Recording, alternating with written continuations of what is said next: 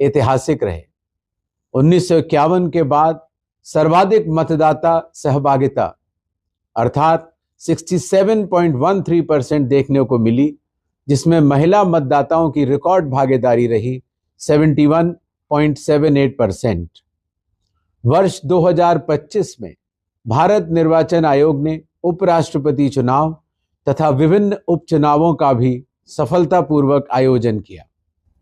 Digital युग की आवश्यकता को समझते हुए आयोग ने ECI नेट एप्लीकेशन के माध्यम से नागरिकों को एक ही प्लेटफॉर्म पर सभी आवश्यक सेवाएं उपलब्ध कराई हैं, जो आयोग की तकनीकी प्रतिबद्धता और प्रशासनिक दक्षता को दर्शाता है।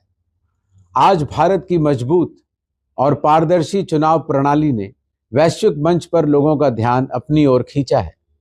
भारत को इंटरनेशनल आइडिया की अध्यक्षता सौंपा जाना हम सभी के लिए गर्व का विषय है और मुझे भारत के मुख्य निर्वाचन आयुक्त के रूप में यह सम्मान स्वीकार करते हुए विशेष गौरव की अनुभूति हुई। हाल ही में 21 से 23 जनवरी के दौरान भारत निर्वाचन आयोग ने चुनावी प्रबंधन और चुनाव प्रक्रिया के विभिन्न पहलुओं पर चर्चा के लिए विश्व का सबसे बड़ा वैश्विक सम्मेलन आयोजित किया। इस ऐतिहासिक सम्मेलन में 70 से अधिक देशों के चुनाव प्रबंधन संस्थानों के प्रमुखों और वरिष्ठ अधिकारियों, साथ ही कई देशों के राजदूतों ने भी भाग लिया। यह पहल न केवल भारत और भारत निर्वाचन आयोग की वैश्विक प्रतिबद्धता को दर्शाती है, बल्कि वैश्विक स्तर पर भारतीय निर्वाचन आयोग के सशक्त नेतृत्व को भी मजबूती से स्थापित करती है।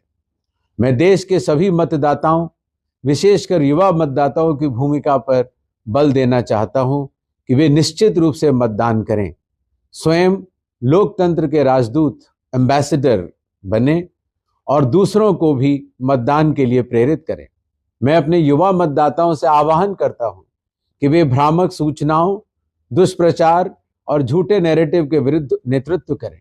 इसके लिए आवश्यक है कि हमारे युवा चुनावी प्रक्रियाओं तथा निर्वाचन आयोग की विभिन्न पहलों के प्रति पूरी तरह जागरूक रहें और सही जानकारी को अपने मित्रों, परिवार एवं समाज तक सक्रिय रूप से पहुंचाएं। देश के विभिन्न हिस्सों में स्थापित इलेक्टोरल लिटरेसी क्लब्स युवाओं में लोकतांत्रिक चेतना को सशक्त कर रहे हैं।